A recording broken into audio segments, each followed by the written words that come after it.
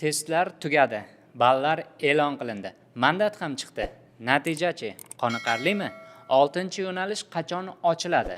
Bugungi videoda shu haqida gaplashamiz. Joriy o'quv yilida deyarli 678 ming abituriyent talaba bo'lish istagida davlat imtihoni topshirish uchun onlayn ro'yxatdan o'tdi.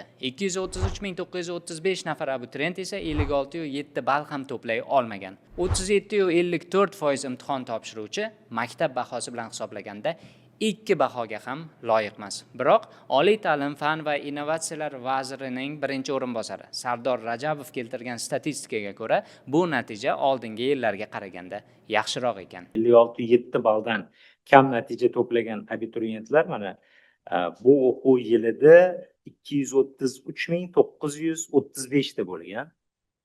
Jami topshiruvchilardan va bu foizni 37.54% ni ko'rsatyapti. Agarda biz oldingi yillar bilan solishtiradigan bo'lsak, oldingi yilda bu ko'rsatkich 41% bo'lgan, undan oldingi yil 43%, undan oldingi yil 46% bo'lgan. Ya'ni bu tendensiya ko'rsatyaptiki, 56.7 balldan past olgan abituriyentlarimiz soni yildan yilga kamayib bormoqda.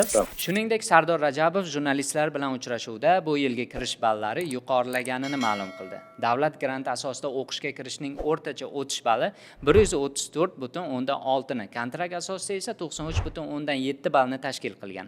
O'tgan yili bu ko'rsatkich grant uchun 121.8 ball, kontrakt uchun 84.9 ball bo'lgan edi. 389.100 nafar abituriyent 56.7 balldan yuqori natija qayd etib, ikkinchi bosqichda ishtirok etdi. Ulardan 209.100 nafari talabalikka tavsiya etildi. Shundan 52.800 nafari davlat granti, 156.300 nafari to'lov kontrakt asosida o'qish imkoniga ega bo'ldi. Qo'shimcha imtiyozlar asosida yana 20.500 nafar abituriyent ham talabalikka tavsiya etilgan. Shuningdek, Sardor Rajabovga ko'ra 6-yo'nalishni ham ochish rejalashtirilmoqda. Albatta 6-yo'nalishni ochish rejalashtirilgan. Biz hozir reja qilyapmiz keyingi haftalarga shu masalani ochishni. Ya'ni 6-yo'nalishda xabaringlar bor. Qayerda vakant qolgan bo'lsa va sizni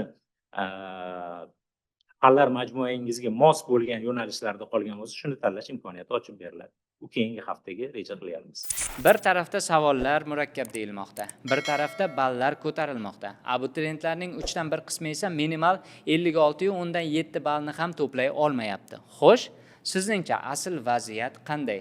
Savollar murakkablashyaptimi yoki yoshlar bilimsizlashyaptimi? Bu borada fikrlaringizni albatta izohlarda yozib qoldiring. Kanalga obuna bo'lishni ham unutmang. Yoshlar ovozda qoling.